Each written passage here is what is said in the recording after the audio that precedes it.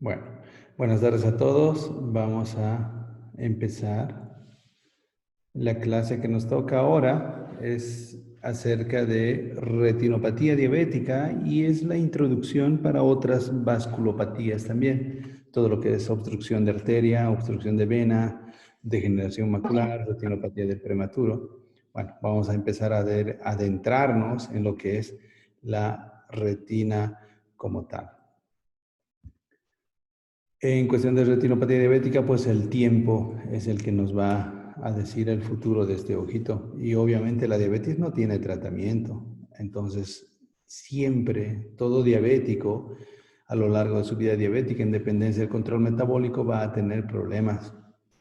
Hay que comprender que la diabetes mellitus es un grupo heterogéneo de trastornos de los carbohidratos, proteínas y grasas además, y se manifiestan con la hiperglicemia.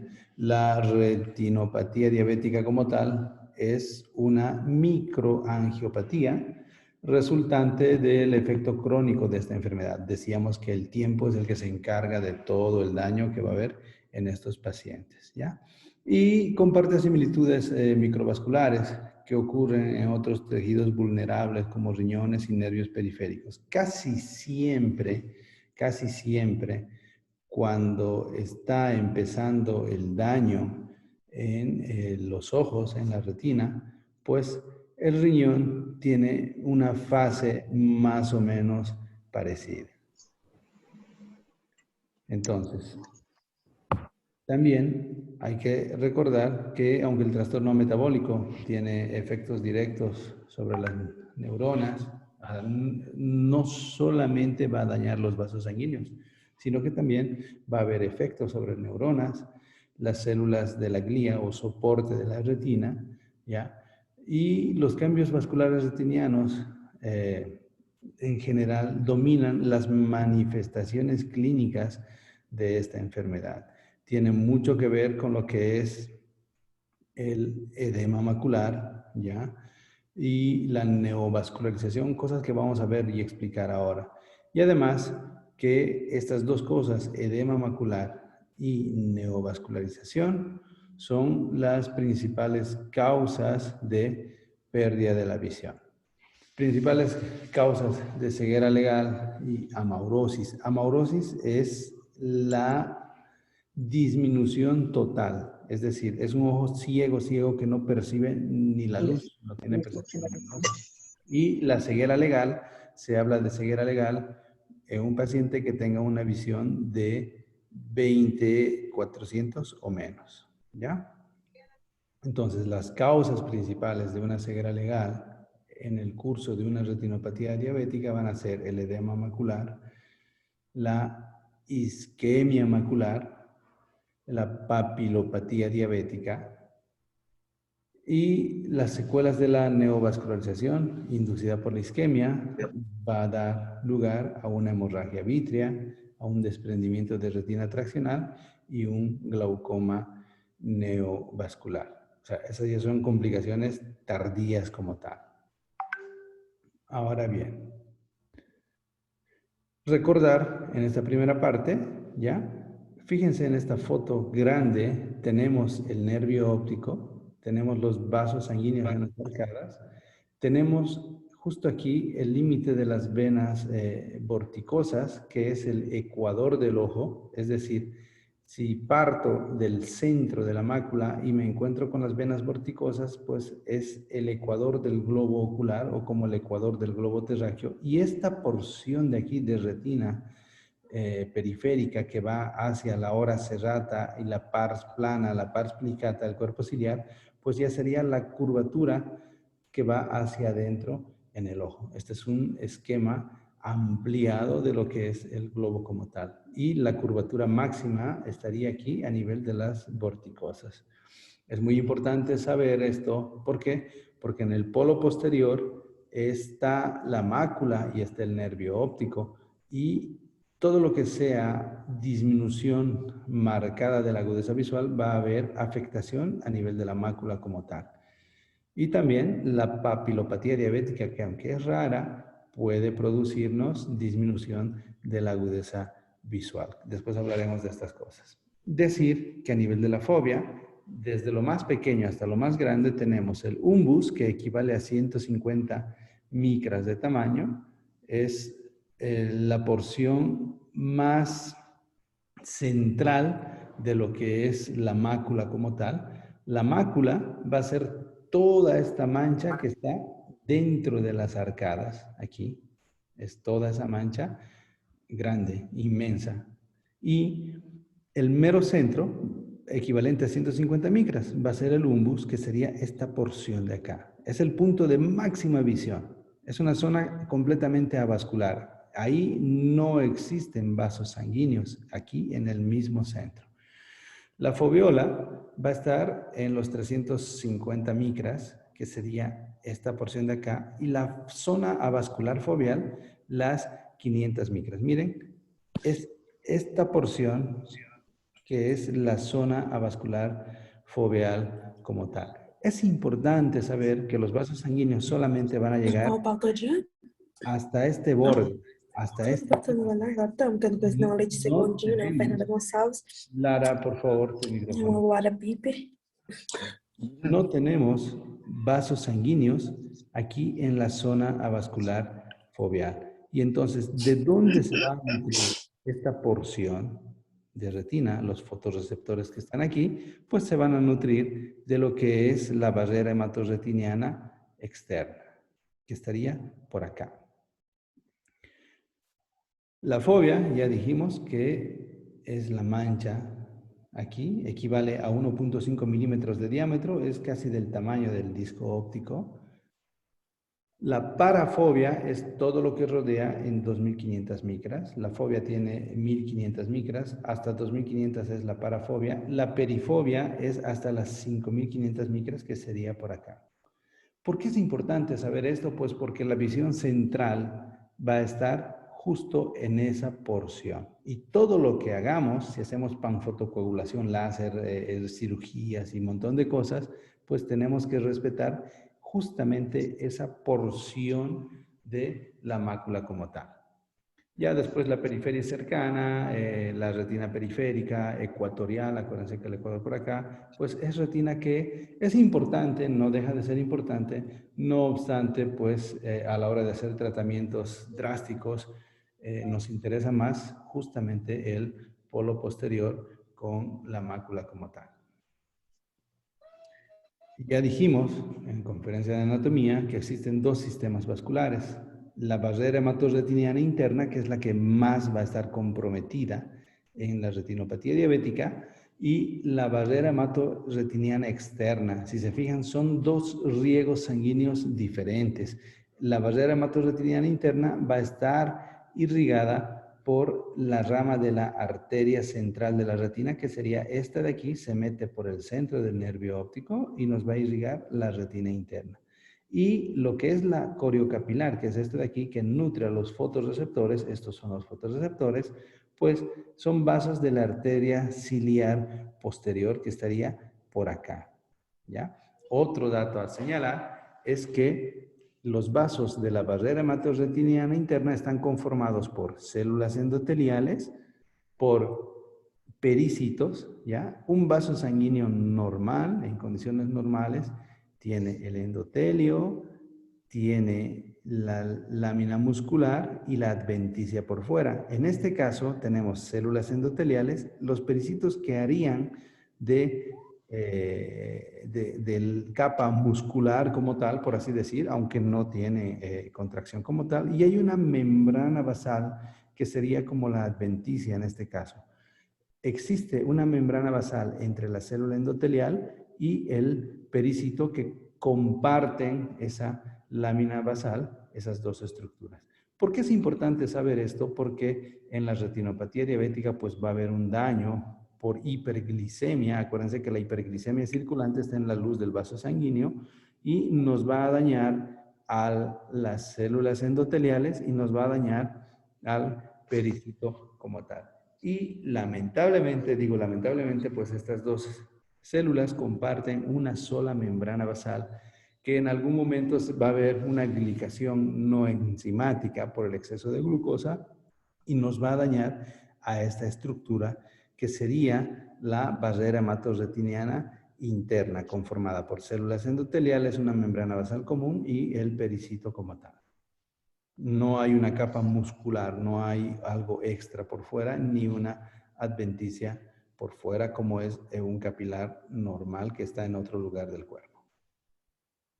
Fíjense cómo en las capas de la retina, ya sabemos que la retina tiene 10 capas, la capa del epitelio pigmentario, los fotorreceptores, la membrana limitante interna que estaría por acá, la capa nuclear interna, la plexiforme externa, perdón, esta es la nuclear externa, plexiforme externa, nuclear interna, plexiforme interna, capa de células ganglionares, capa de fibras nerviosas y la membrana limitante interna. Fíjense cómo los vasos sanguíneos, ya en los plexos que se forman en la barrera hematorretiniana interna, tenemos 3 plexos a nivel de la fovea o del polo posterior. El plexo superficial, un plexo intermedio y el plexo profundo. El profundo va a nutrir hasta la capa nuclear interna. Es importantísimo saber esto porque los capilares que se van a dañar inicialmente son estos capilares que están en el plexo profundo. Eso por la distancia que tiene que recorrer la sangre, los nutrientes, hasta llegar allá. Y esa lesión en los vasos sanguíneos nos va a producir lesiones en este grupo celular, como vamos a explicar después. Además de esta barrera hematorretiniana interna, a nivel de la fovea, acuérdense que hay una zona vascular foveal que no hay vasos sanguíneos, no hay estos vasos de aquí, pues los fotorreceptores tienen que recibir nutrientes de algún lado y hacer un intercambio metabólico de algún lado. ¿Y cómo van a ser? Pues van a ser de la membrana coriocapilar de los vasos de la arteria ciliar que estaría por fuera, que es la barrera hematorretiniana externa. Entonces, esta barrera hematorretiniana externa, a nivel de la fovea, va a nutrir a los fotorreceptores y, bueno, contiguamente a las células de Müller y algunas células que estén por ahí, además del epitelio pigmentario como tal.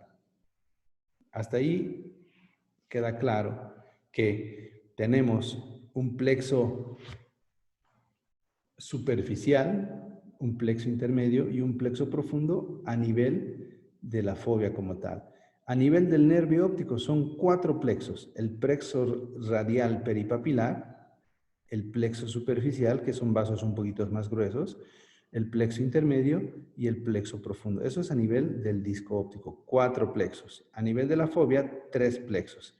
Y después de los 8, 9 a 11 milímetros, se convierte solamente en 2 plexos, un plexo superficial y un plexo profundo. Estos plexos, que son 4 a nivel del disco óptico, 3 a nivel de la fovea y 2 ya a partir de la perifovea, pues son plexos que están conformando la barrera hematorretiniana interna y dependen del flujo sanguíneo de la arteria central de la retina.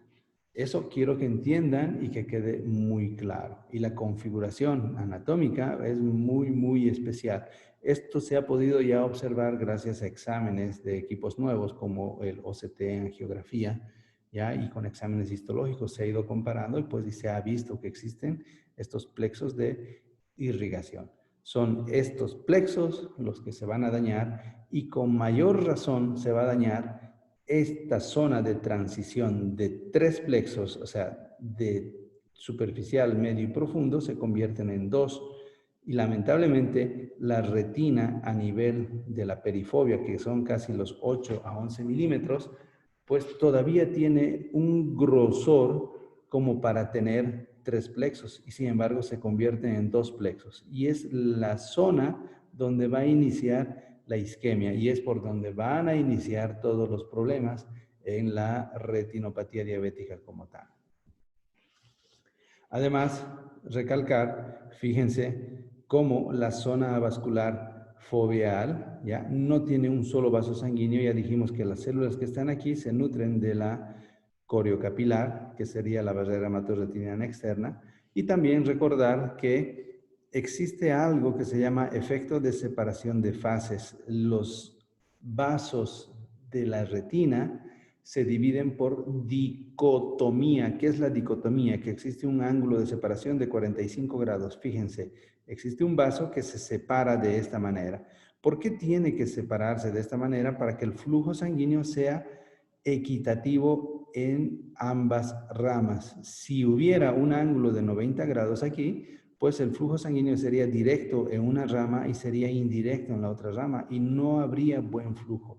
Y esa disminución desigual del flujo, pues nos traería una lesión de tipo isquémica y las células que están nutriéndose de estos vasos sanguíneos, pues liberan una sustancia que es el factor de crecimiento de células endoteliales. Doctor, Dime. hay dos personas que están pidiendo que acepta. ¿Podría aceptar? Ya acepté, ya acepté. Gracias. Entonces, acuérdense que hay un efecto de separación de fases, que es la separación por dicotomía, que hay una zona, que es la zona vascular foveal, que tiene 1500 micras, que es el punto de máxima visión que estaría acá. ¿Por qué hay que saber eso? Pues porque la retinopatía diabética y sobre todo el edema macular diabético nos va a afectar a esta zona de aquí. Siempre que hay isquemia, hay metabolismo anaeróbico. El metabolismo anaeróbico genera ácido láctico y otras sustancias proinflamatorias y eso genera edema intracelular y edema tisular también.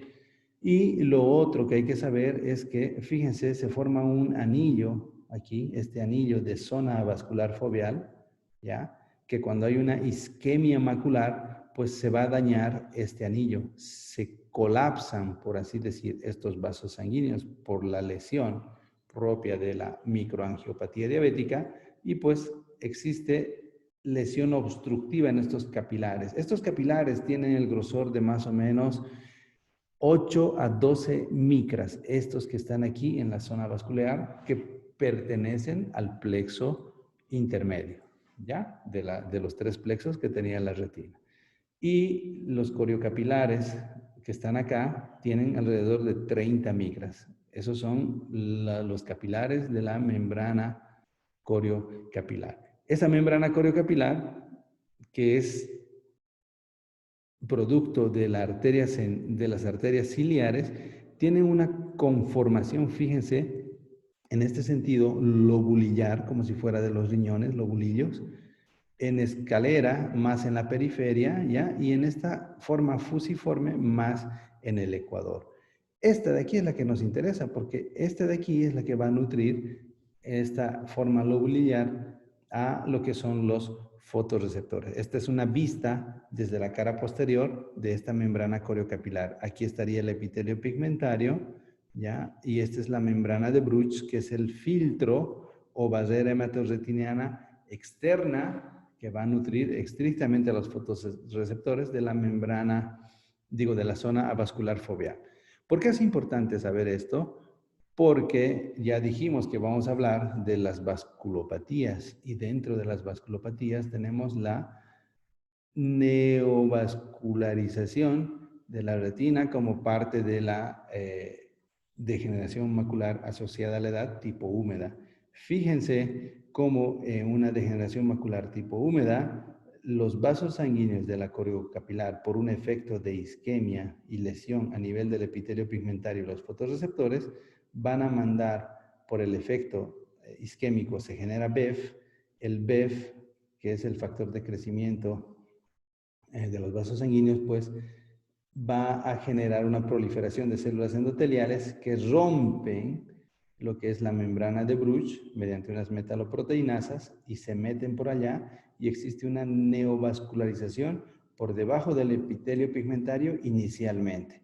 Después pueden pasar incluso por encima del epitelio pigmentario, generando hemorragias y lesiones a ese nivel. Esta es una foto de cómo un capilar neovascular de lo que es la coroides, pues atraviesa hacia la membrana de Bruch y está aquí. Miren, ¿ya? Es este mismo esquema de aquí, es este neovaso. Eso es una degeneración macular de tipo húmeda. Entonces, así como ocurre neovascularización atrás, pues ocurre también neovascularización en las capas más internas como tal. Este es un esquema del epitelio pigmentario, los fotorreceptores, aquí estaría la coriocapilar y la membrana de Bruch, que es este esquema de acá, es completamente avascular, estos son las coriocapilares, tiene estos grosores, 0,3 micras, 1,5 micras en sus 5 porciones y es el filtro selectivo de nutrientes que van a nutrir tanto al epitelio pigmentario como a los fotorreceptores a nivel de la fobia. Además, tenemos que saber que existe una interfaz vitreoretiniana. El globo vítreo ¿ya? No se une libremente a la retina. Existe una interfaz vitreoretiniana. En la conformación del vítreo existen proteínas de colágeno tipo 4, ¿ya? Y en la fase donde se va a unir el humor vítreo hacia la retina, pues van a existir 3 capas como tal.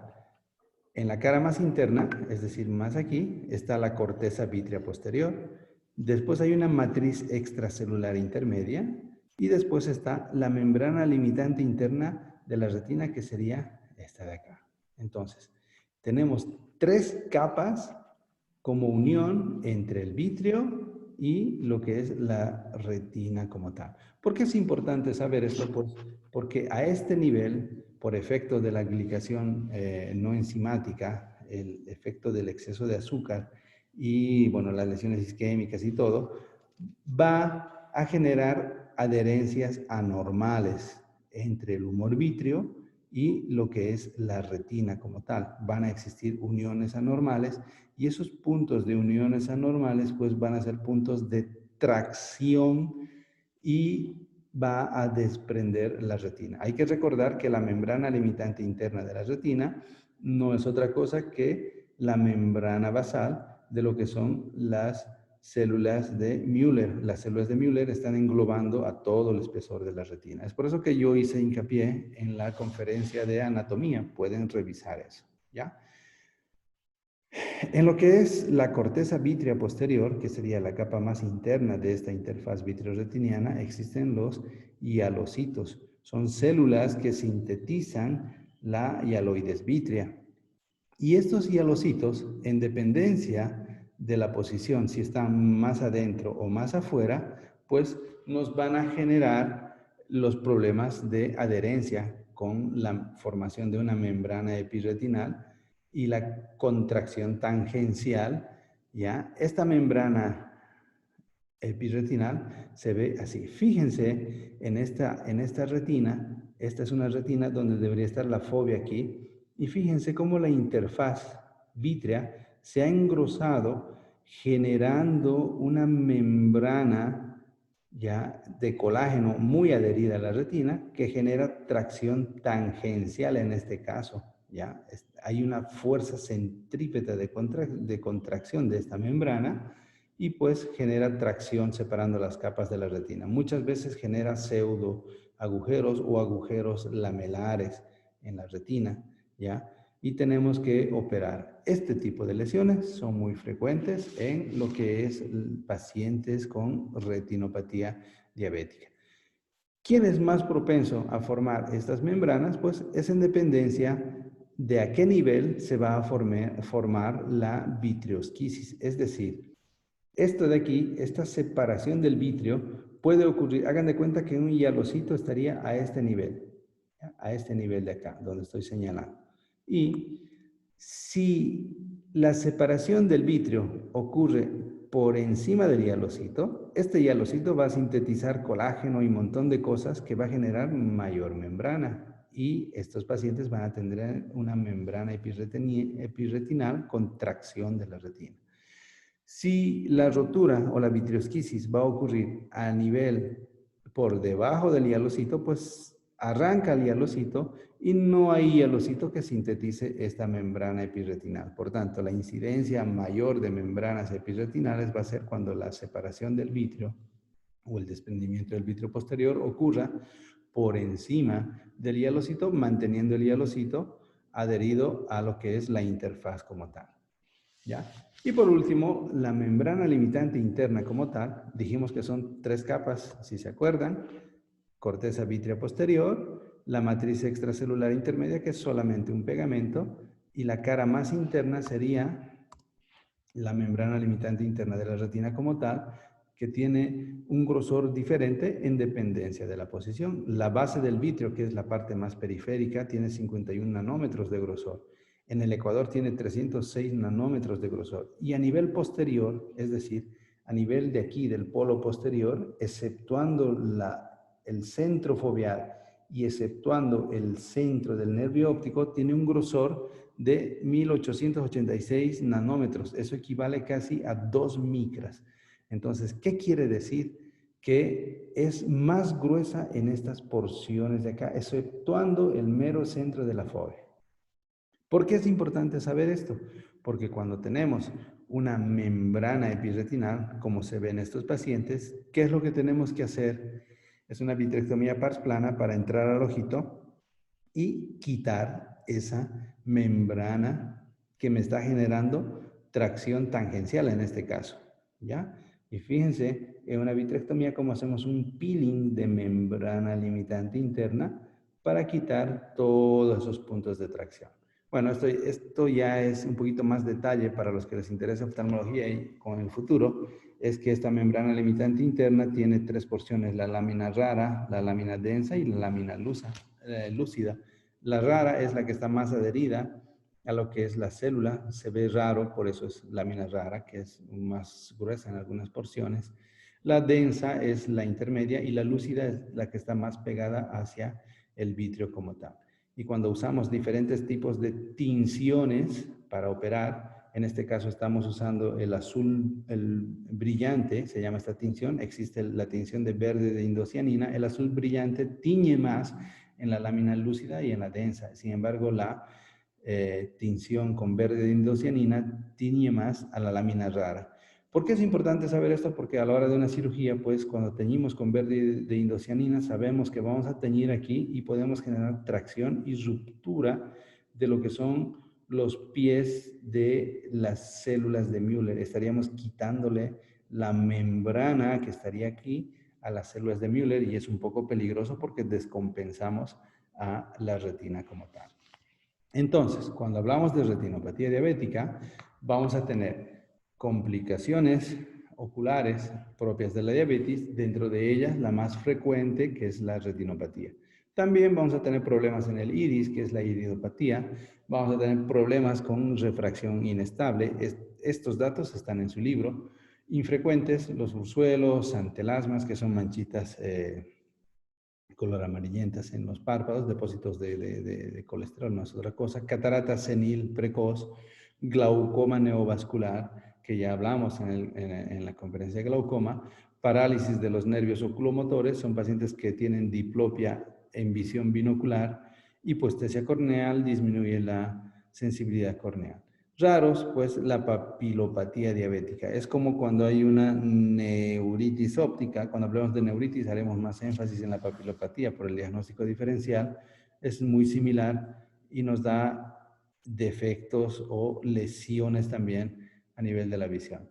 Disociación pupilar, de luz proximidad y otras cosas que son muy raras. Lo que me interesa que sepan que en los diabéticos existe la retinopatía, ya una refracción inestable, una catarata senil precoz y diabéticos tardíos nos van a hacer glaucomas neovasculares y parálisis de los nervios oculomotores. Estas son lesiones frecuentes en los diabéticos. Es muy frecuente la parálisis. Diabéticos de 5, 10 a 15 años de evolución casi siempre van al médico diciendo estoy viendo doble espontáneamente y es porque hay una parálisis de los cuarto pares. Ahora, en cuanto a epidemiología y factores de riesgo, la duración de la diabetes es muy importante. ¿Por qué?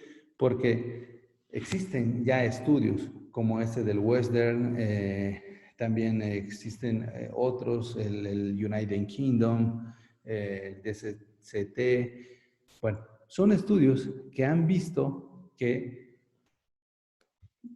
en diabéticos de tipo 1, ¿ya? La retinopatía generalmente es mucho más agresiva en el tipo proliferativo.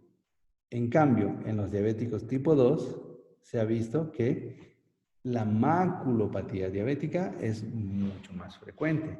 Y también cabe señalar que en los de tipo 1, un 40%, ¿ya? Cuando existe un tratamiento menor de 5 años, pues va a tener la retinopatía diabética. Un 40% de estos pacientes que ya están con insulina, pues a los 5 años tiene lesiones de retinopatía. En cambio, cuando ya son 15 a 19 años de tener diabetes con tratamiento con insulina, el 84% de estos pacientes van a tener retinopatía. En cambio, en la diabetes tipo 2, un 24% tendrán a los 5 años la retinopatía y un 53% a los 15 a 19 años. Normalmente se toma como 10 años el punto de partida comparativo para decir que diabético con 10 años sí o sí, en la mayoría de los casos, van a tener su grado de retinopatía. Además, en términos generales, en casi todos los países, comparativamente, no solo en Estados Unidos, casi el 10% de la población va a tener diabetes. Y de ese 10%, pues un 10% va a tener baja visión por efectos del edema macular diabético y por la retinopatía diabética. Entonces, en Brasil no sé cuántos millones de habitantes son, creo que son 300 millones. Habrá 30 millones de pacientes con retinopatía, ¿no? También el hecho de la hiperglicemia tiene mucho que ver. Si son pacientes que no se cuidan mucho, pues sí o sí van a llegar a una retinopatía en estadios mucho más tempranos, con 5 años de evolución. Si el paciente es muy cuidadoso, podrá tener 10 a 15 años o incluso 20 años y tener apenas una retinopatía diabética. También la hipertensión está muy asociada a complicaciones microvasculares, más que todo con el sangrado, ¿ya? Se ha visto que un 37% de estos pacientes, pues con presiones de 150 o 180, van a tener complicaciones microvasculares. Esto en la sistólica, ¿no? La diastólica generalmente es por 90 milímetros de mercurio.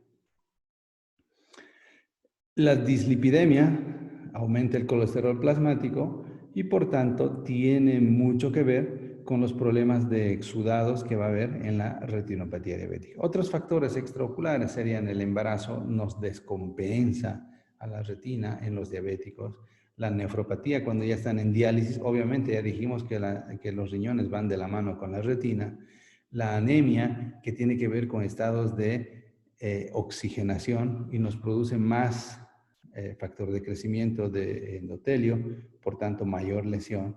Y la genética, hay pacientes con diabetes que son terriblemente agresivas, no responden muy bien, tratamientos, dietas y cosas, y pues tiene que ver con esto. En cuanto a la patogenia, desde los cambios bioquímicos iniciales histológicos, que lo ideal sería captar a un paciente en ese estadio para modificar el estilo de vida, ya mejorando las cifras de hemoglobina glicosilada, pues llega el momento de los cambios histológicos, cambios fisiológicos y por último los cambios clínicos. Como vamos a ver después, veremos que ya los cambios histológicos son grandes y es donde ya tenemos que empezar a actuar. Los cambios fisiológicos ya son con afectación de lo que es los potenciales adecuados visuales, disminución en el contraste, ya tienen efectos casi clínicos. Y cuando llegamos a un estadio clínico, pues ya hay disminución de la visión por un edema, por una retinopatía, que es una lesión ya grave a nivel histológico en la retina. ¿Qué es lo que va a ocurrir? A diferencia de otros tejidos, en la retina tenemos los transportadores de glucosa, ¿ya? Cuando existe una hiperglicemia, el exceso de azúcar en sangre circulante, pues en la retina tenemos unos sensores de lo que es la concentración de la glucosa.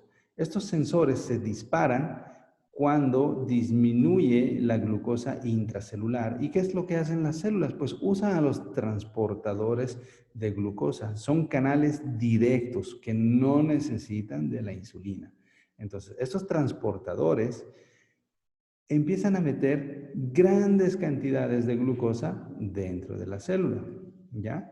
Y se ha visto que los de tipo 1 están 18 veces más elevados en su concentración en lo que son las células endoteliales en estos pacientes diabéticos, en los plexos de la retina, ¿ya? Los tipo 2, los GLUT2, están en las células de Müller y los GLUT3 en las capas plexiformes como tal. Entonces, la función de estos transportadores, que es meter cantidades ingentes de glucosa dentro de la célula, pues lo que es el ciclo normal del ciclo de Krebs, al verse invadido, o sea, este gran torrente de glucosa intracelular, por algún lado, la célula tiene que metabolizar. ¿Y cuáles son las vías de esa metabolización? Pues se va a ir por la vía de los polioles, por la vía del sorbitol, generando el sorbitol tiene un mayor gradiente osmótico que la glucosa. Entonces, generamos más sorbitol. Al elevarse mayormente el sorbitol, aumenta los niveles de fructuosa y la fructuosa y el sorbitol tienen mayor gradiente osmótico. Por tanto, ¿qué van a producir? Edema intracelular. Y no solo eso, sino que se van a formar lo que se llama radicales libres o especies reactivas del oxígeno. Otra vía va a ser la vía de la glucosamina, es decir, este gran río de glucosa tiene que irse por otras vías metabólicas tratando de compensar intracelularmente a la célula. Entonces, la otra vía es la glucosamina, generando el uridindifosfato y estas cosas. Otra vía va a ser la del diacilglicerol y la proteína quinasa. Otra vía, la glicación no enzimática que mencionábamos. La membrana basal se va de lo que es la célula endotelial con los pericitos, pues se va a glicar o se va a glicosilar, produciendo una dureza, una rigidez de esta membrana, disminuyendo la elasticidad de estos capilares. Otra vía, la formación de especies reactivas al oxígeno. Si se fijan, casi todas las vías terminan generando lo que son especies reactivas del oxígeno. Otra vía es la vía de las pentosas. Entonces, ¿por qué no existe un tratamiento específico hasta hoy en día en la retinopatía diabética? Porque sería fácil, si tuviéramos solamente la vía del sorbitol, podríamos crear un medicamento para bloquear esto, ¿ya? Y pues nos quitamos todos los efectos de la retinopatía diabética, pero lamentablemente existen tantas vías metabólicas que tendríamos que crear múltiples fármacos para bloquear todas estas vías, ¿ya? Todo esto, que son especies reactivas del oxígeno, glicación no enzimática, aumento de sorbitol con aumento de fructosa y por tanto aumento de osmolaridad, activación o aumento del diacilglicerol y proteína quinasa que tiene que ver con efectos inflamatorios de la vía de la cascada de los inflamatorios, pues, ¿qué es lo que van a producir? Si tengo un vaso sanguíneo donde existen, fíjense en la armonía, este esquema de aquí, esta es una célula endotelial que tiene unas uniones que son herméticamente cerradas, que forman la barrera hematoretiniana interna. Estas barreras son uniones de ocludina y claudina, ¿ya? Que están reguladas por microtúbulos y sustancias que se sintetizan en la célula. Entonces, el exceso de azúcar y todo el trastorno metabólico nos va a producir un efecto de aumento del diacilglicerol con proteína quinasa.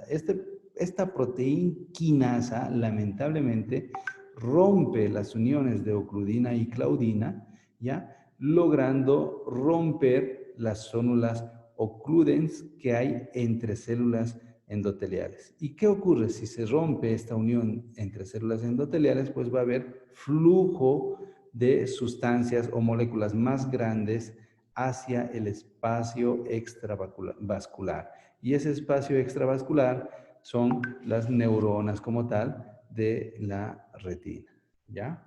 Entonces, el efecto grande que existe va a ser una ruptura de la barrera hematorretiniana interna. Y no solo eso, sino se van a dañar también las células endoteliales, se van a dañar también los pericitos y va a haber una gran ruptura y al final una obstrucción o una involución de esos vasos sanguíneos con pérdida de pericitos y pérdida de células endoteliales, creándose vasos fantasmas en el cuadro clínico. Fíjense, ya decíamos que la luz del vaso sanguíneo son de 8 a 12 micras, un eritrocito mide 7 micras, un glóbulo blanco mide alrededor de 10 micras. El glóbulo blanco tiene que modificar un poco su forma para poder discurrir a nivel de un capilar de lo que es la barrera hematorretiniana interna. Si se rompe, hay salida de plasma, se rompe la ocluden, salida de plasma, y ese glóbulo blanco queda atrapado, generando obstrucción. Obstrucción que genera isquemia, isquemia que libera mediadores inflamatorios.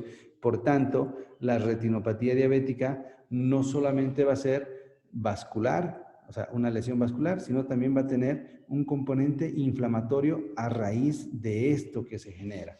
Y también el excedente de radicales libres alteran el metabolismo y la neurotransmisión del glutamato. ¿Qué es el glutamato? Es un neurotransmisor que se usa para transmitir el impulso nervioso luz. Entonces, cuando aumentan las concentraciones de glutamato por efecto de los radicales libres y por la disminución del riego sanguíneo, pues se dañan las células neuronales y va a haber muerte de células neuronales y de células de la glía. ¿Ya? En condiciones normales, el glutamato es un neurotransmisor, pero por efectos de la retinopatía, pues se va a producir un daño con lesión y muerte de neuronas y células gliales. Por tanto, la retinopatía diabética va a ser vascular, va a ser inflamatoria y va a ser también un daño neurodegenerativo. ¿Cómo se ha comprobado esto? Pues se hizo un análisis histológico en ratas, se les ha inducido una diabetes y a los más o menos 8 meses se hace un estudio, ya vemos una retina normal con todas sus capas y vemos cómo en la retinopatía diabética se dañan o se adelgazan las capas más internas, las células ganglionares, la nuclear interna, las plexiformes. Fíjense, disminuye el grosor retinal, ¿ya? Con lesiones en los vasos y todo esto. Entonces, decir que la retinopatía diabética hoy en día no solamente es una lesión de tipo vascular, también tiene componente inflamatorio y también tiene componente neurodegenerativo. ¿Por qué es importante comprender esto? Porque a la hora de la actuación médica o el tratamiento, pues tenemos que tomar en cuenta estos factores. Y además, decir que en estas ratas se ha inducido una diabetes rápida en cuestión de 8 meses, ¿ya? Y se hizo el estudio con una reducción del 70% del grosor en las capas más internas, pero raramente no existió lesión en los fotorreceptores. ¿Por qué no existió lesión en los fotorreceptores? Porque ya dijimos que los fotorreceptores se nutren de lo que es la vasculatura de la barrera hematorretiniana externa, de la coriocapilar. Entonces, si yo he lesionado los vasos de la retina interna, pues los fotorreceptores que se nutren de la barrera hematorretiniana externa, pues no van a sufrir. No obstante, en los pacientes diabéticos, estas ratas fueron diabéticas en 8 meses. En los diabéticos de larga evolución, a largo plazo también va a ocurrir lesión en la coriocapilar. Entonces, es un estudio que tiene un sesgo, pero nos sirve para darnos cuenta de estas cosas. Y hay un 10% en las células ganglionares de pérdida, ¿eh? Ahora, todo esto que hemos explicado, ¿ya? Va desde el daño bioquímico, que es la producción y la alteración de todas las vías por el aumento del gradiente de glucosa, que se tiene que ir por otras vías metabólicas, nos va a generar cambios histológicos con pérdida de células endoteliales y pericitos y cambios fisiológicos en la neurotransmisión porque también hay lesión en las células ganglionares. Y ya cuando el paciente ha tenido una gran pérdida de células, recién se manifiesta clínicamente como disminución de la visión. Y es cuando la retina ya está terriblemente lesionada, como vemos en esta foto de aquí. ¿Hasta ahí alguna duda? ¿Alguna pregunta? No, doctor. No, Gracias. No, doctor, Ok. Ahora, la parte clínica, que es lo que ustedes tienen que saber, pues existen en su libro esta clasificación que habla de retinopatía diabética de fondo, se caracteriza por microaneurismas, hemorragias, manchas, que se... Existe una clasificación internacional que está después. Está la maculopatía diabética, que es la lesión a nivel de la mácula como tal. La retinopatía diabética preproliferativa, antes de que se generen neovasos, con lesiones típicas que vamos a ver después. Retinopatía diabética proliferativa, que es cuando proliferan vasos, neovasos.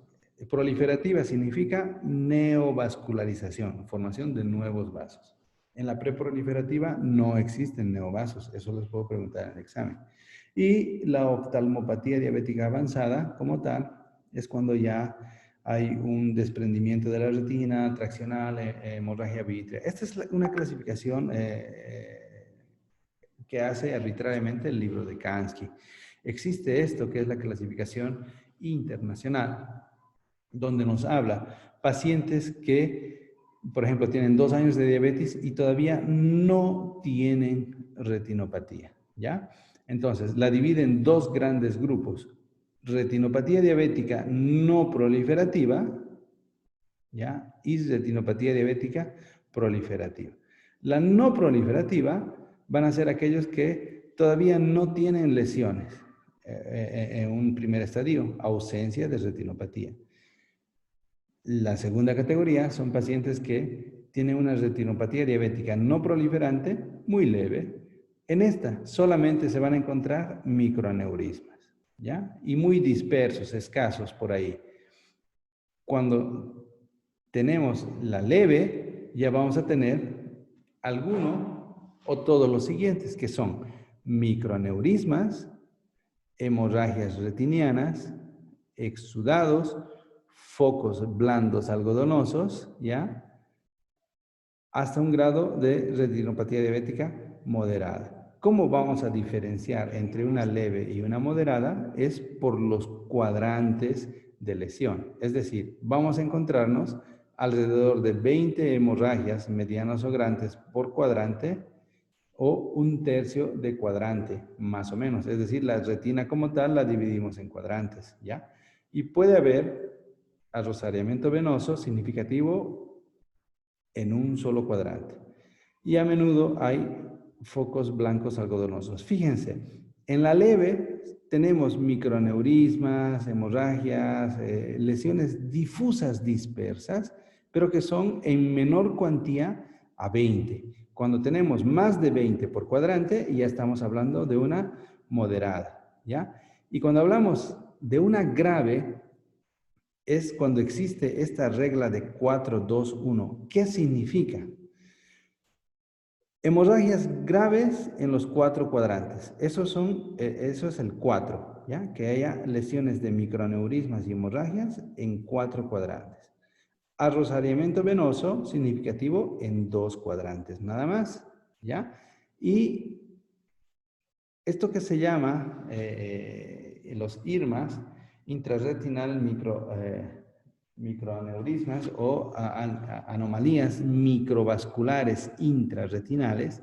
Estas anomalías microvasculares intrarretinales son unos vasos sanguíneos especiales, específicos, que salen a 90 grados de los capilares. Les voy a mostrar una foto.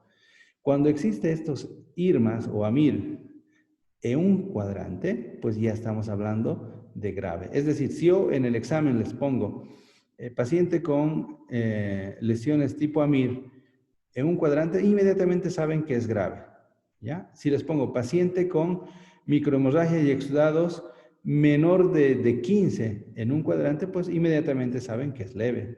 Pero si es mayor de 20, sin amires, sin irmas, en la otra forma de decir, pues saben que es moderada. ¿Queda claro eso? Sí, Sí, doctor. doctor.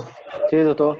La Sí, diferencia doctor. es la cantidad de lesiones en cuadrantes, menor de 20 para que sea leve, más de 20 para que sea moderada, pero sin las lesiones de tipo IRMA, ¿ya? Porque lo otro se parece, es difícil de darse cuenta. Y la muy grave, pues, cuando ya hay más lesiones, esas de amires por más cuadrantes, porque la grave es solo en un cuadrante. Generalmente se maneja hasta grave nomás. Muy grave ya no, ya, bueno, este término confunde nada más. Retinopatía diabética proliferativa. Existe en leve a moderada y existe la de alto riesgo, ¿ya? La leve y moderada es sin criterio de alto riesgo y la de con criterio de alto riesgo, ¿cómo la voy a diferenciar? Es por la neovascularización a nivel de la papila, ¿ya? Y neovasos a nivel extrapapilar. ¿Cómo voy a saber? Todo lo que tenga neovasos en la papila mayores a 1/3 del diámetro del área papilar, pues va a ser de alto riesgo. Es decir, más de 1/3 es de alto riesgo. Y cualquier neovascularización extrapapilar, que además tiene hemorragia vítrea, ¿ya? Con un área mayor de neovascularización de la mitad del tamaño del disco óptico, con hemorragia vítrea, pues es de alto riesgo. Si no tiene 1/3 de papila de neovasos y si no tiene áreas extrapapilares de neovascularización que sea la mitad del tamaño del disco, es sin criterio de alto riesgo y se clasifica como leve y moderado. Ya, esto es la actuación. Vamos a ver ahora esas cosas. ¿Qué son los microaneurismas? No es otra cosa que una dilatación de esos capilares, ¿ya? Y esos capilares dilatados, ¿por qué se dilatan? Porque pierden las uniones de células ocludens, pierden la firmeza y la misma presión sanguínea con el flujo vascular y la debilidad de la pared, pues va a producir que se dilate. Y a veces se quedan por ahí eritrocitos generando una trombosis que genera isquemia y por ahí todo lo que es isquemia genera mucho factor de crecimiento vascular endotelial. Cuanto más cantidad de factor de crecimiento vascular endotelial, mayor lesión en las zónulas ocludens y es un efecto positivo a largo plazo, ¿ya? Entonces, si hablamos de síntomas en una retinopatía diabética, va a haber pérdida lenta de la visión, casi siempre es lenta, es progresiva. Cuando es brusca es porque cuando ya son casos muy avanzados, que ha habido un hemovidrio o un desprendimiento traccional de la retina, ¿ya? Y manchitas que van a ver. Entonces, signos microaneurismas, que no es otra cosa que dilatación de los capilares en el plexo superficial, intermedio y profundo de la retina.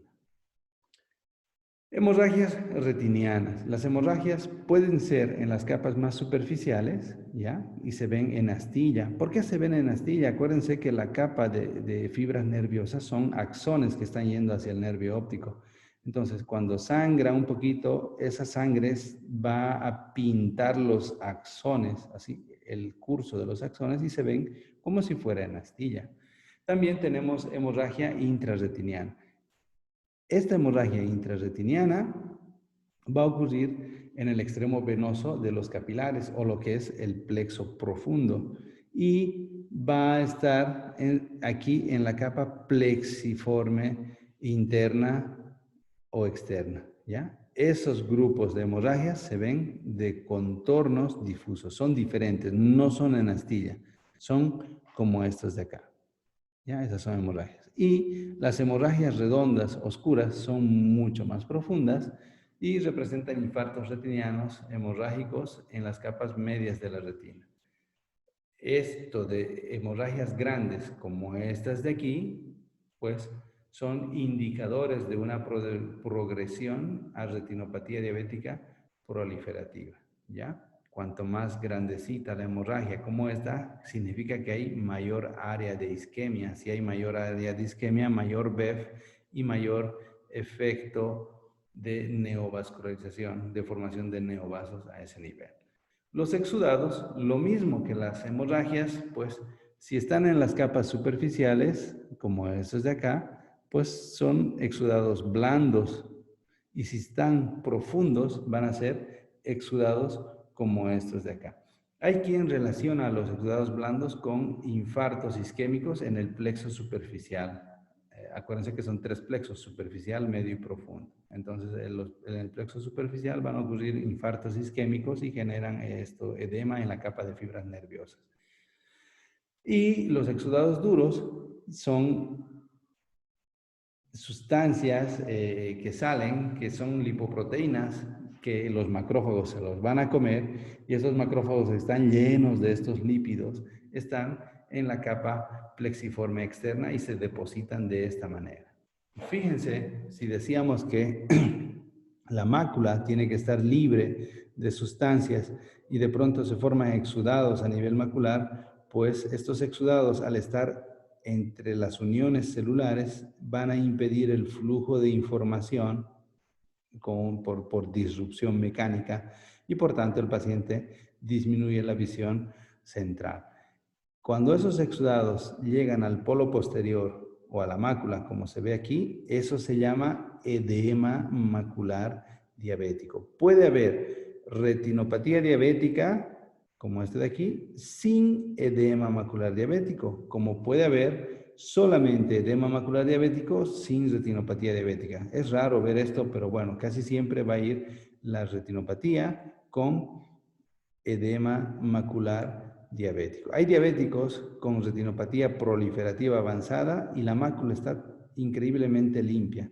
Esto se ve generalmente en diabéticos tipo 1. En cambio, en los tipo 2, casi siempre el edema macular es mayor. Es el principal síntoma inicial que signo inicial que va a ocurrir en la retinopatía diabética.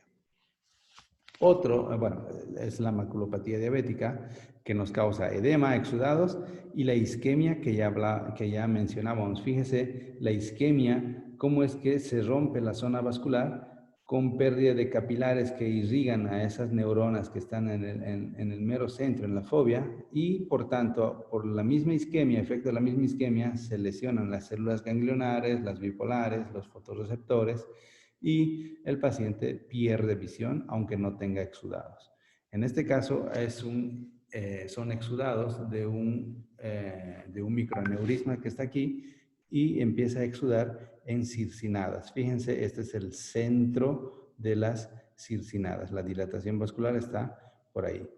Cuando es un edema focal, le damos un láser aquí y se soluciona el problema. El edema de la retina es acumulación de líquido y de exudados en las capas intrarretinales. El edema macular diabético puede ser vasogénico, es decir, se rompen las uniones occludens de las células endoteliales del capilar, o puede ser de tipo intracelular, donde las células de Müller acumulan líquido. ¿Por qué va a ocurrir este acúmulo de líquido? Pues porque existen unos transportadores, canales transportadores dependientes de potasio, ya que por efecto de la hiperglicemia y estas cosas, se bloquea el flujo de potasio y por tanto el flujo de sodio y por tanto el flujo de agua al espacio extracelular, acumulándose el líquido intracelularmente. Y si la célula de Müller es la que va a nutrir y generar intercambio metabólico con las células ganglionares, con las células bipolares, con los fotorreceptores, pues esta célula que se encarga de modular a las neuronas como tal, la célula de Müller es una célula de la glía. Si se daña esta, no va a modular los nutrientes con la ganglionar, con la bipolar y con el fotorreceptor. Por tanto, pues se va a dañar el impulso. Se acumula líquido formando quistes. Y no solo eso. Este efecto de isquemia lesiona a estas células que son las células de la microglia. Estas células de la microglia normalmente avanzan en la retina. Es increíble cómo avanzan de arriba de las ganglionares hasta los fotorreceptores, haciendo un intercambio de nutrientes y viendo, es como que a una persona que iría preguntando, ¿cómo está? ¿Cómo va? ¿Te falta esto? ¿Te falta lo otro? O sea, dando provisiones a todo lo que son las células ganglionares, las bipolares y los fotorreceptores.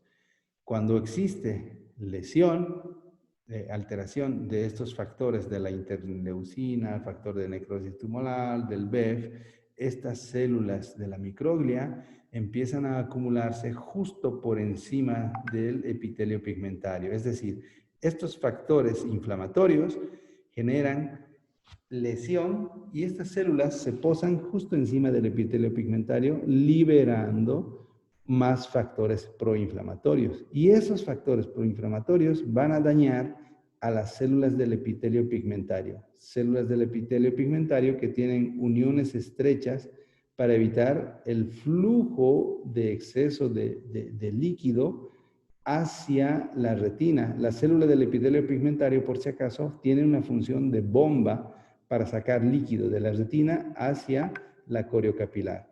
Si estas células de la microglia se posan aquí y encima liberan factores tóxicos, me dañan al epitelio pigmentario, produciendo rupturas de estas uniones estrechas que son zonulas occludens, igual que en las de células endoteliales de los vasos sanguíneos, y por tanto, pues se va a acumular líquido subretinal, separando las capas, ¿ya? Va a haber un edema, por tanto va a haber paso de líquido de lo que es la vasculatura, va a haber paso de líquido de lo que es la vasculatura de la barrera hematorretiniana interna a este nivel, va a haber acúmulo de líquido a nivel de las de Müller y va a haber paso de líquido o acúmulo de líquido por la barrera hematorretiniana externa. Entonces, 3 puntos de acumulación de líquido que nos producen el edema macular. Entonces, ese edema macular se clasifica en focal, en multifocal, en difuso y en mixto. Focal es cuando es un solo microaneurisma que está exudando. Multifocal son varios microaneurismas exudando. Difuso es cuando generalmente tienen mediadores inflamatorios, ¿ya? No tiene tanto que ver un microaneurisma, no es un vaso sanguíneo lesionado, sino son esos mediadores inflamatorios que explicábamos que producen este edema, estos mediadores inflamatorios.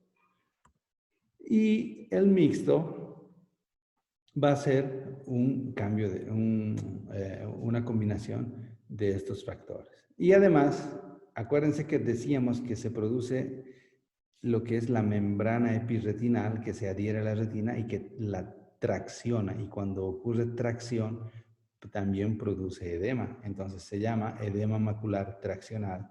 Y cuando hay una hipertensión sanguínea asociada, pues va a haber un aumento de exudación por efecto de la hipertensión y va a ser el edema macular de tipo exudativo. Esta es una clasificación moderna.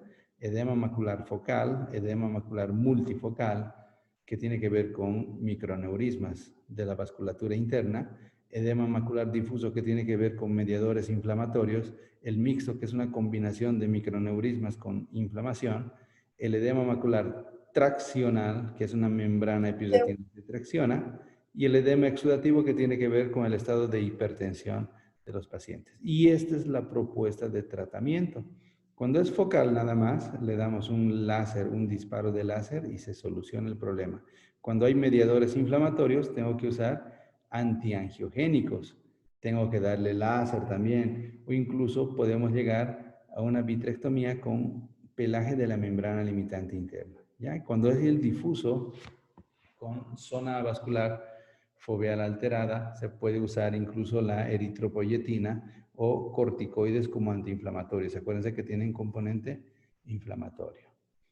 Entonces, el difuso, que es la combinación de estos, puede tener la red capilar perifoveolar intacta, es decir, no hay isquemia foveolar y puede tener la red capilar perifoveolar alterada, que hay isquemia foveolar. Otro tipo de lesiones, alteraciones venosas, pues esto ya es cuando hay un efecto crónico del BEF, se van a dilatar las venas, van a formar tortuosidades, van a formar asas, como se ve aquí, arrosariamiento, que sería esto, como un rosario, fíjense, un aneurismita, otro aneurisma, se ve como cuentas de rosario, o una segmentación en salchicha, como las salchichas, fíjense. Eso es que el BEF actuó en la pared de estos vasos sanguíneos, digo, en esta porción, justo en esta porción, y esa porción rompe sus enlaces moleculares de ocludina-claudina separándose de esa manera por el efecto de la presión intravascular. Y a veces rompe y sangra. Entonces, lo que decíamos, las anomalías microvasculares intrarretinianas, nadie sabe hasta hoy en día si son vasos preexistentes o son vasos de neovascularización. Lo que sí es cierto cuando aparecen es el primer paso para la formación de neovascularización. Son como una especie de shunts de arteria a vena directamente, de una arteria a una vena, o sea, de un tronco más grueso hacia un tronco más delgado, fíjense, ¿ya? Y salen a 45 grados del vaso sanguíneo. No es por dicotomía, como decíamos. Mira, esto es una separación dicotómica aquí. En cambio, estas uniones son rectas, fíjense, son como una especie de shunts. ¿Ya? Y en algunos casos, bueno, aquí en la foto no se nota mucho. Cuando ya se distingue en un cuadrante eso, significa una retinopatía diabética no proliferativa grave. ¿Ya? Y eso se llama intrarretinal microanomalías o anomalías microvasculares intrarretinales. ¿Dudas hasta aquí? No, doctor. No, doctor. Está muy pesado, ¿no? Sí, doctor. Sí. Mucho. Muy largo. Sí. Un montón de información, pero que bueno, si no se las explico no van a comprender. Por lo menos repasando un poco la conferencia van a entender bastante. Doutor, Dime. perdão, creio que hay caído la internet de algunos chicos y quieren volver a ingresar, si Sí, hay la alguien me posibilidad. llamaba. Ya acepté, ya. Gracias. Ahora, lo que decíamos de la alteración del gel vítreo y la interfase. Había una glicación no enzimática y eso hace que aumente la incidencia de membrana epirretinal, que es esto de aquí que genera tracción. Y genera tracción produciendo un aumento de grosor de la mácula y ese aumento de grosor es el edema traccional. Y no solo eso, sino si se fijan en esta foto, vemos aquí como unos pliegues, como una cama, una sábana mal tendida, ¿ven? Unos plieguecitos, ¿no? Esos plieguecitos son formados por esa membrana epirretinal. Y esa membrana epirretinal de esa interfase vitreoretiniana que tenía 3 porciones que ya les expliqué muy bien, van a volver a repasar la conferencia, pues es el pie para que se forme la proliferación fibrovascular o el inicio de la retinopatía diabética proliferativa. Fíjense cómo a nivel de este punto de tracción se rompe lo que es la interfase y es el pie para que las células de la microglia de la retina se metan por ahí. Cuando se rompe la interfase, esta interfase vitreoretinal es como una barrera para evitar que las células se metan hacia allá. Las células de la microglia fácilmente se transforman en células fibroblásticas y esa transformación a células fibroblásticas genera síntesis de colágeno, queriendo cicatrizar, ¿no? Si se rompe la membrana limitante interna, vienen células queriendo cicatrizar para defender. Pero si se rompe grande, como ocurre en alguna porción de acá, pues al romperse grande se meten muchas células de la microglia que se transforman en fibroblastos, fibroblastos que sintetizan colágeno y no solo eso, sino que hay proliferación de neovasos. Entonces, hay una membrana fibrovascular que prolifera hacia el humor vítreo y eso es la retinopatía diabética proliferativa. Cuando tenemos un paciente con retinopatía diabética no proliferativa, es necesario hacer todo este esquema, ¿ya? De conducta, de evaluación clínica con este paciente. Hay que ver la duración de la diabetes mellitus. Decíamos que con 5 años empezaba un daño inicial, más que todo a nivel histológico. Con 10 años ya había daño clínico con disminución de la agudeza visual. Hay que ver el estado de la hiperglicemia. Esto se les puede preguntar porque está en su libro. Ya hay que ver la hipertensión, porque son factores de riesgo que agravan la retinopatía. Hay que ver la dislipidemia porque aumenta los exudados duros más que todo. Otros factores como el embarazo, nefropatía, bueno, estas cuestiones que aumentan la gravedad de la retinopatía.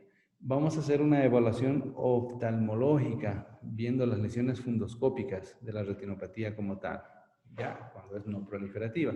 Vamos a ver si tiene microaneurismas, vamos a ver si tiene hemorragias intrarretinianas, si tiene exudados duros, si tiene manchas algodonosas, que son los exudados blandos, si tiene asas venosas, si tiene las irmas, las anomalías microvasculares intrarretinales, si tiene arteriolas que pueden parecer delgadas o blancas, que están exangües ya, si tiene vénulas que pueden parecer dilatadas o tortuosas.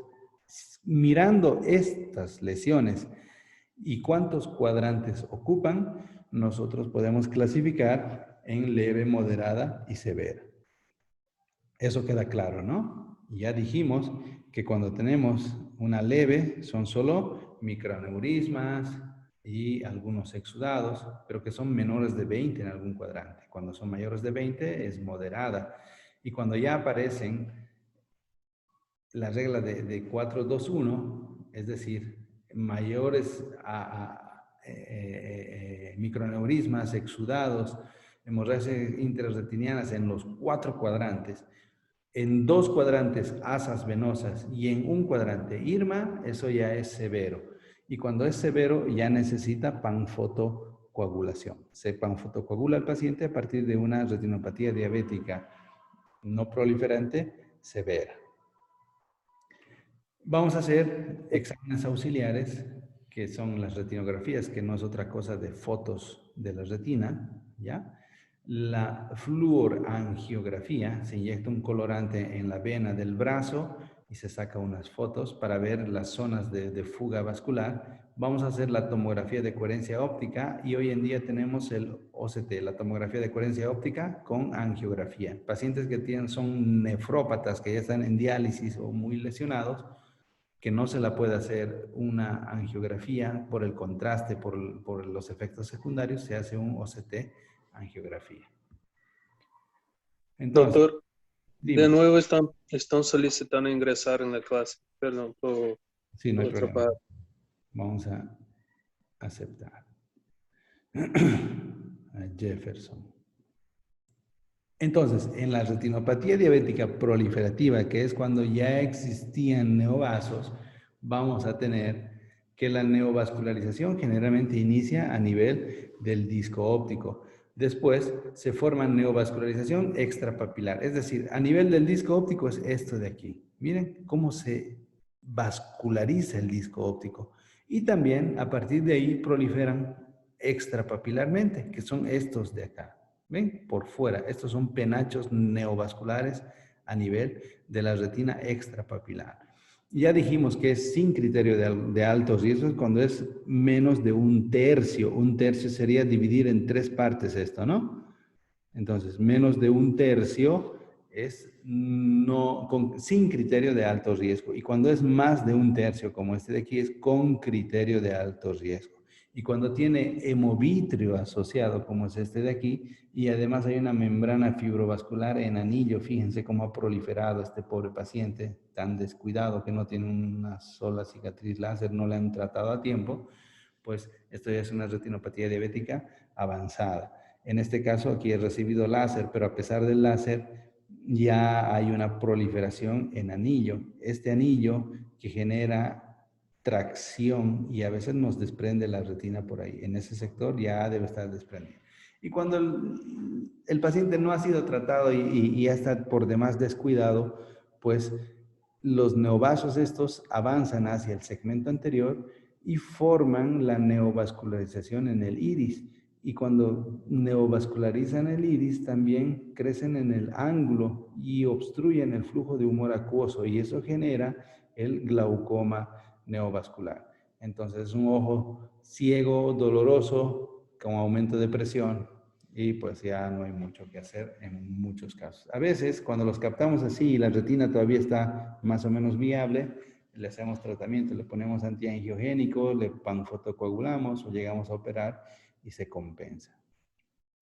Entonces, neovasos a nivel del disco, neovasos extrapapilar, neovasos a nivel del iris y proliferación fibrovascular que sale del disco óptico hacia las arcadas. Generalmente se hace en anillo así.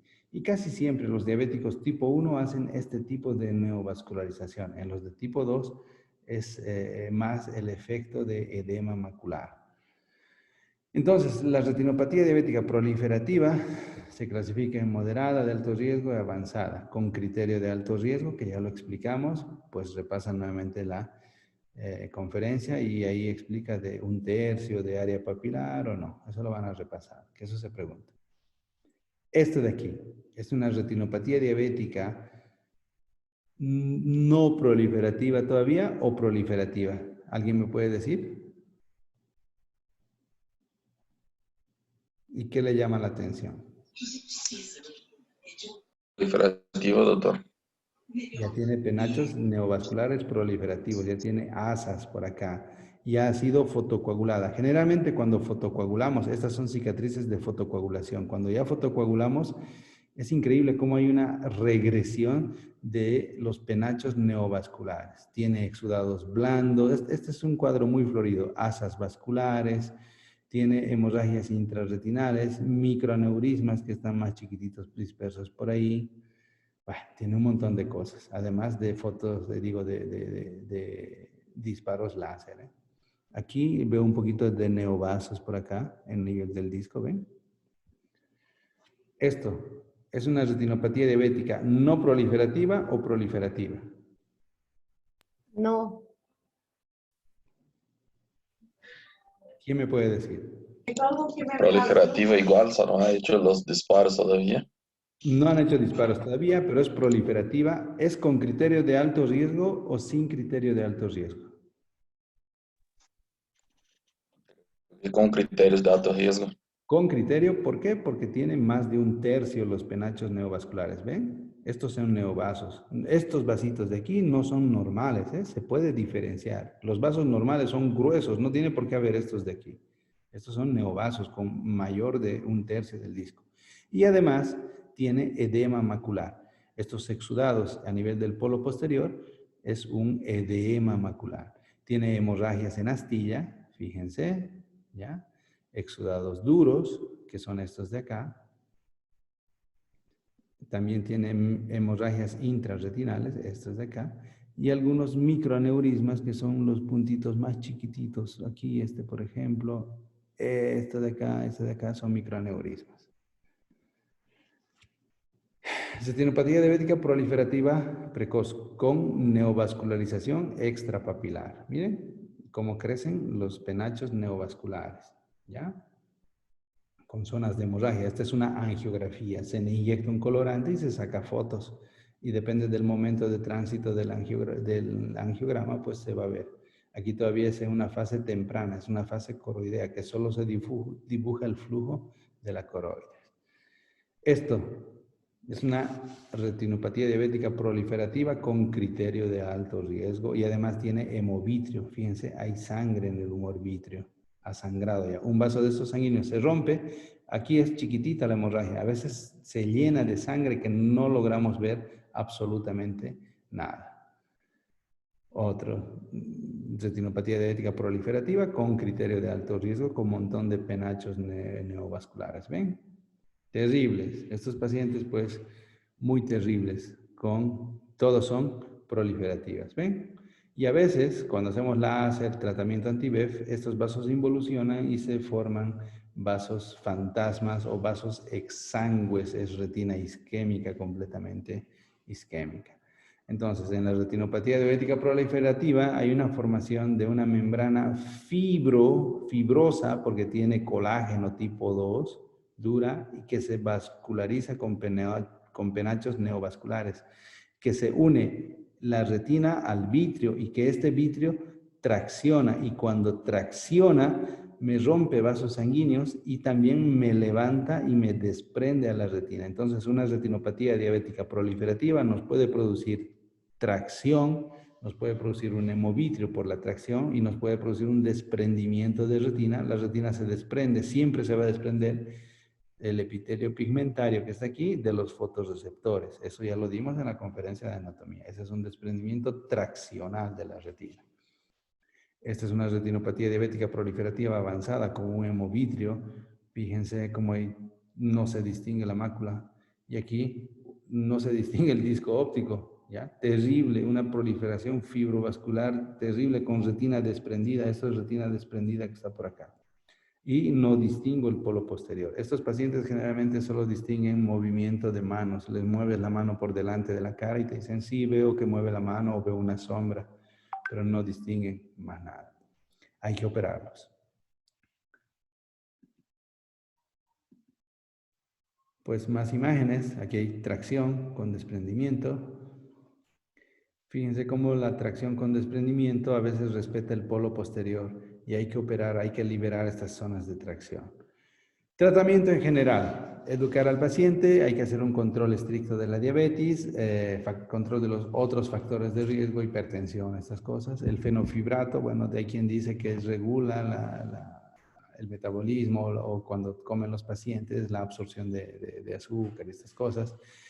No fumar. Definitivamente no pueden fumar estos pacientes, y otros factores modificables como la anemia y otras cosas controladas. Tratamiento general. El tratamiento específico sería, acuérdense que el BEF, el factor de crecimiento vascular endotelial, es el que ocasiona todos los problemas de aumento de permeabilidad, de proliferación fibrosa, estas cosas. Entonces, ¿qué vamos a usar? Anti-BEF.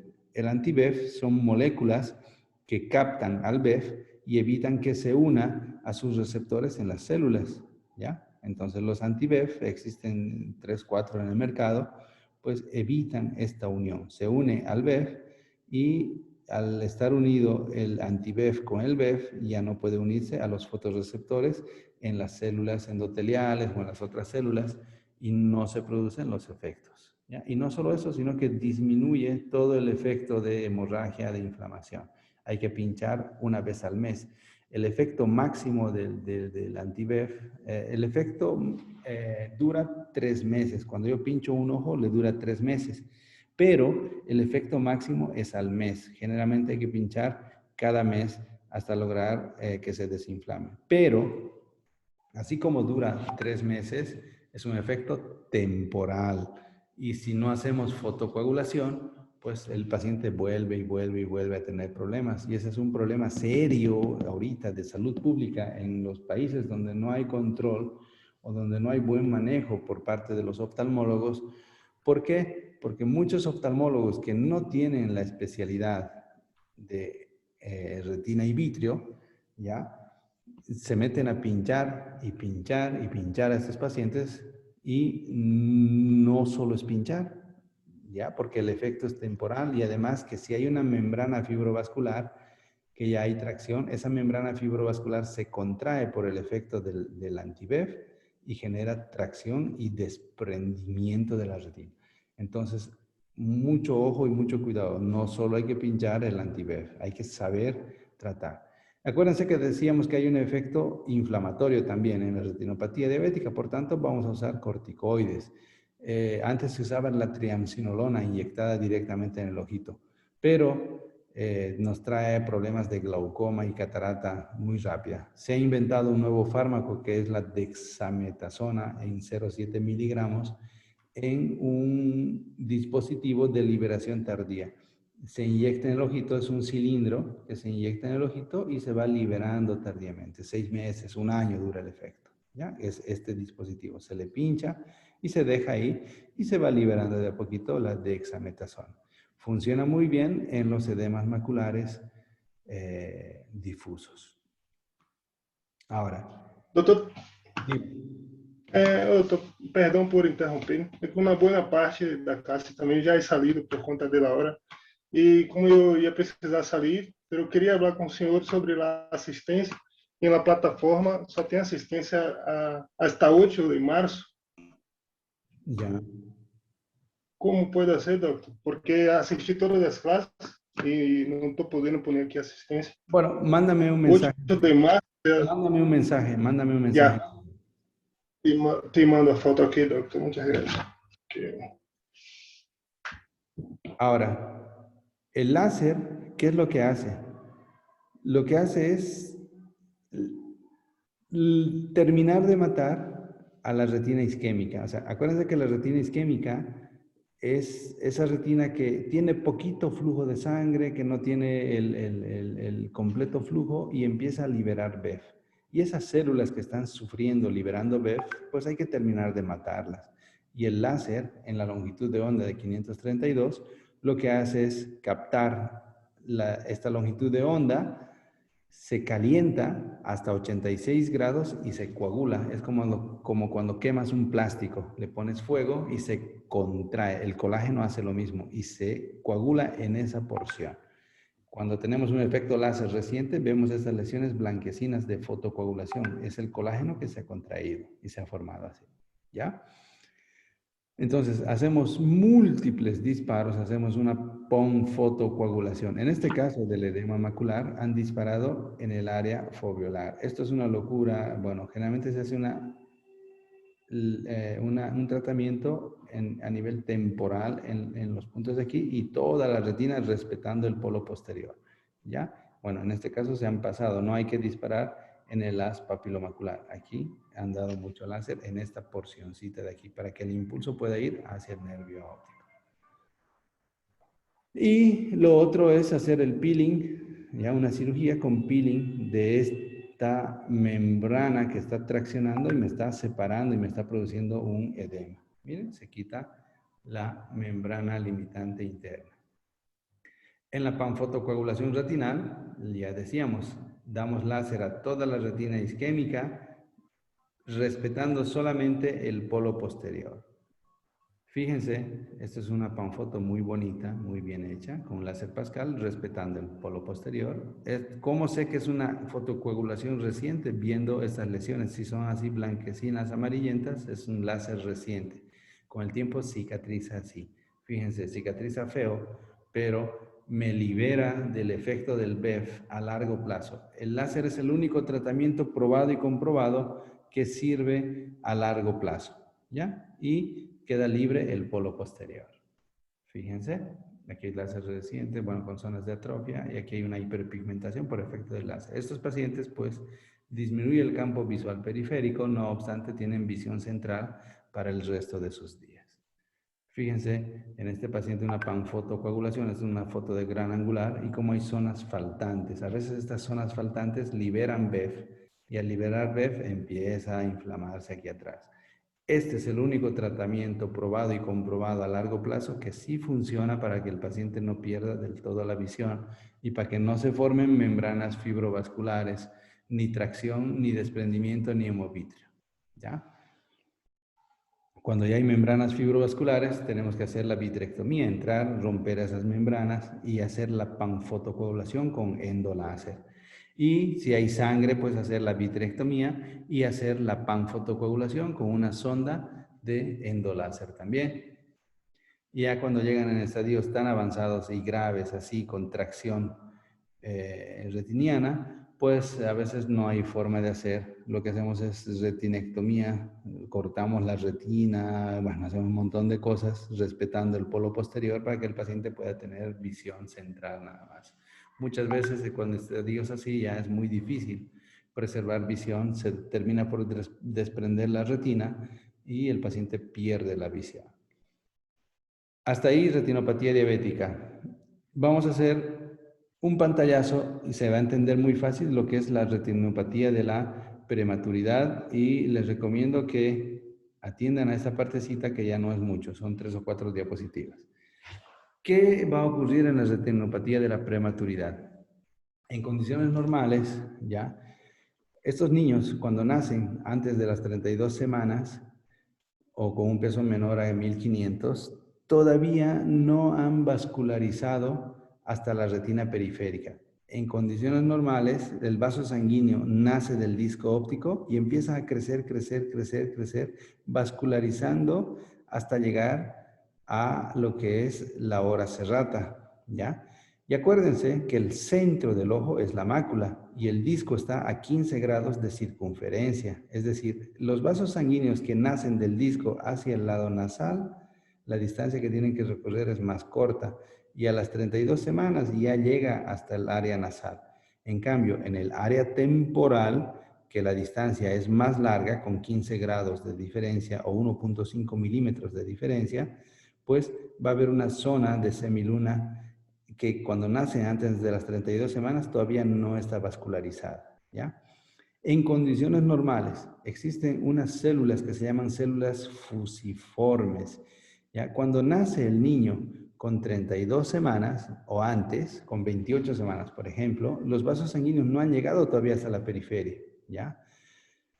Si están dentro del vientre, estas células liberan un BEF, que es de tipo 1, que hace que estos vasos sanguíneos crezcan con normalidad hacia allá. Sin embargo, en cuanto nace el niño y le ponen oxígeno, por esa alta concentración de oxígeno que recibe mayor de 3 libras, ¿ya? Estas células, por la alta concentración de oxígeno que está circulando aquí distante, empiezan a captar oxígeno y dicen, ya tenemos oxígeno, ya no nos hace falta que los vasos sanguíneos vengan hasta nosotros. Entonces, dejan de sintetizar ese BEF tipo 1, o el bueno, por así decir.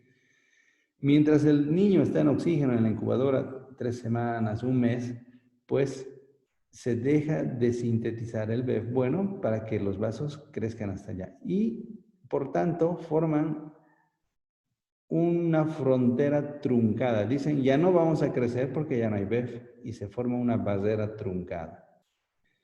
Pasa el mes de tener el oxígeno en la nariz, le quitan el oxígeno y hay isquemia. Y esa isquemia genera que estas células dijeron, que ya tenían oxígeno, vamos a necesitar más oxígeno. Y empiezan a liberar un BEF, pero ya no es del bueno, es del malo, es del tipo 2. Y ese BEF genera una proliferación de neovasos hacia allá, ¿ya? Y esa proliferación de neovasos va a tener sus estadios. Y esa es la retinopatía del prematuro. Fíjense cómo es que los vasos sanguíneos que se truncaron empiezan a formar un engrosamiento, un reborde. Y no solo eso, sino que también empiezan a proliferar hacia el humor vítreo, como ocurría en la retinopatía diabética proliferativa, ¿ya?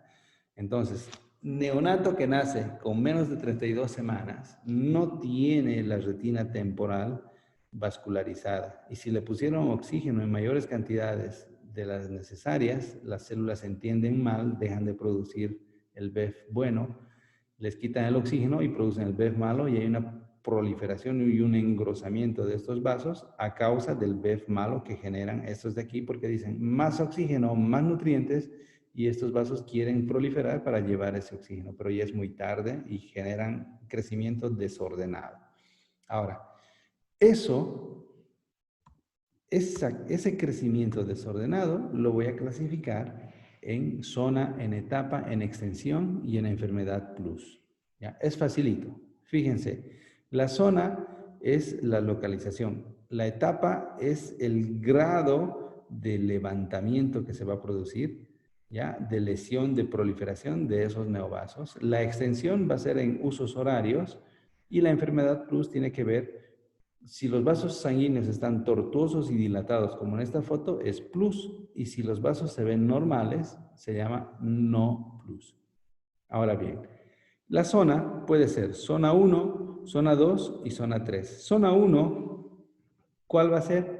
Si yo tomo en cuenta el nervio óptico como centro de la bolita del ojo, acuérdense que la mácula es el centro. Si yo tomo en cuenta el nervio y hago con un compás aquí, voy a tener zona 1, a nivel de las arcadas, zona 2 del ecuador, que va hacia el lado nasal. Del borde de aquí hago un trazo y llega al ecuador de este lado. Entonces, la zona 2 va a ser esta y la zona 3 es la media luna temporal, que es la última porción de la retina que se vasculariza. Entonces, el ROP puede estar localizado en zona 1, en zona 2 o zona 3. Cuando tienen 30 semanas, generalmente están en zona 3. Cuando tienen 28 semanas, están como en zona 2. Y cuando tienen 26 semanas o 24 semanas, están en zona 1, ¿eh? Yo he visto neonatos de 24, he visto uno de 24 semanas que, vaya, era una cosa rosada transparente. Yo no sé para qué, bueno, hicieron todo el esfuerzo de salvar porque tenía un ROP en zona 1 y un desastre total. A ver, inmadurez, las etapas tienen que ver con el estado de inmadurez. Una etapa 1 va a ser simplemente la zona truncada, es decir, la frontera vascular. En la etapa 2 va a ser un labio, un borde o un surco más levantadito. Los vasos sanguíneos están más levantados. Y la etapa 3 es cuando ya prolifera hacia el humor vítreo. Esos vasos sanguíneos proliferan hacia el humor vítreo, hacia allá. Ahora, la etapa 4 se divide en dos. 4A, cuando se desprende la porción de retina, que generalmente es zona 3, esa proliferación fibrovascular hacia el vítreo tracciona y desprende la retina, pero sin compromiso de la mácula. La mácula está aplicada todavía. Esa es etapa 4A. La 4B es cuando se desprende la mácula, ¿ya? Y la etapa 5 es cuando ya toda la retina se ha desprendido con un desprendimiento en embudo y se ve una cosa blanca como se ve aquí atrás. Entonces, etapa 4A, cuando la mácula está aplicada y hay desprendimiento periférico todavía. 4B, cuando está desprendido periféricamente y levanta también a la mácula. Y la etapa 5, cuando ya se ha desprendido todo en embudo, ya no hay nada que hacer. La extensión va a ser en usos horarios, un reloj del ojo, y pueden ser horas continuas. La zona 3, fíjense, abarca esto, ¿ya? Desde la hora 12 hasta allá. En este caso es un ROP en zona 3, ¿ya? Etapa 2 o 3, no veo penachos hacia el vitrio en el esquema, ¿ya? Y extensión de 5 horas. Pueden ser horas continuas o horas discontinuas. ¿Para qué se hace esto? Para decidir el tratamiento o no. Generalmente se trata a partir de una etapa 3, ¿ya? Y se hace fotocoagulación a esta zona que está isquémica. Entonces, lo plus es cuando, si los vasos sanguíneos están normales, no están tortuosos, es no plus. Y cuando están tortuosos, es una enfermedad plus. El examen oftalmológico de estos niños, pues hay que ponerles anestésico, un blefarostato, un identador y hay que verles con un oftalmoscopio indirecto. Se ve así la imagen. Si identificamos esto, decíamos, esto es una etapa 3, enfermedad plus. Si hay lo plus, la dilatación, es porque hay efecto del BEF. ¿Qué tenemos que hacer? Ponerle anti-BEF. ¿Y qué tenemos que hacer con esta retina isquémica? Acuérdense que el BEF solo dura 3 meses y todavía hay células que están aquí produciendo BEF. Entonces necesitamos fotocoagular toda esa zona para que deje de molestar. Antes se hacía crioterapia, hoy en día se hace láser en la zona isquémica y santo remedio. Cuando ya hay desprendimiento de retina, pues tenemos que operar para reaplicar esa retina. Ya se operan las etapas 4A, bueno, la 4B a regañadientes hay que operarlas y la etapa 5 pues ya no hay nada que hacer porque está todo desprendido. Y eso es todo. ¿Dudas? ¿Preguntas? No, doctor. ¿Quedó claro? Más o menos. Sí, doctor. Repasen la conferencia, vean con calma. He hecho mucho esfuerzo por explicar toda la parte de fisiopatología para que se comprenda muy bien, ya que las otras patologías como la obstrucción venosa, por ejemplo, ¿ya? Si se obstruye la vena, genera isquemia, y si genera isquemia, se genera BEF. Si hay BEF, se produce neovascularización y todos estos problemas. Entonces, todos los problemas de vasculopatías en el ojo, en la retina, tienen que ver con el BEF y todos los tratamientos tienen que ver con anti-BEF y con láser. Y en casos extremos, con desprendimientos y eso, pues hacer vitrectomía y cirugía, ¿no? Pues es un resumen para que se pueda comprender y es fácil. ¿Ya? Listo. Ya, doctor, gracias. Doctor, Una una pregunta, doctor. los temas Dígame. para el examen, ¿cuáles van a ser? Bueno, ¿Las espera qué? que te hablo, espera. Doctor, El viernes Doctor. tenemos examen, doctor. ¿Cuál El sería el lunes, temario que debemos El utilizar? lunes va a ir retinopatía diabética. Eso es pregunta de examen, todo de retinopatía diabética, porque todo médico general o de cualquier otra especialidad tiene que saber retinopatía diabética. Por eso hemos hecho énfasis ahora. Retinopatía diabética son muchas preguntas, así que estudien bien. Retinopatía del prematuro, también tienen que saber. Estos días les voy a pasar, antes del viernes, la conferencia de obstrucción de arteria central y rama de la retina, obstrucción de vena y rama de la retina y degeneración macular. Esos son los temas que van a ir al segundo parcial. ¿Ya? doctor, El primer parcial, doctor. Ah, ustedes son de la UNITEP. Sí. Es todos los temas anteriores menos este. Catarata, glaucoma, ¿Van a entrar de córnea, las diapos o del libro? libro y diapos. Acuérdense que las diapos son del libro, ¿no? Ah, ya. Perfecto, doctor, gracias. doutor, Dime. eu sou da UPAL. Assim, doutor, é que um tema que está me deixando muito ansioso sobre essa situação de la presença, que só tem presença hasta 8 de março. A assistência está sendo subida na plataforma, o senhor está ponendo? Bueno, ha habido un poquito de confusión por el tema de que yo viajé y un montón de cosas. Pues ya estoy de regreso, estaba de vacaciones y con viajes por aquí y por allá. Entonces, mándame un mensaje en privado, vamos a ver eso. Já, perfeito, doutor, está bem, graças. Está passando com todos, doutor, não é só com... Sí, me mandan un mensajito y vemos, ¿ya? Ya, Saludos. doctor, gracias. Listo, nos vemos. Doutor, se possível, puedes enviar a classe? Claro que sí, voy a hacer eso ahora mismo. Ya, gracias. Buenas noches. Buenas Algo noches. damos, vamos al grupo ahí sobre la clase. Sí, les voy a enviar. Hasta luego.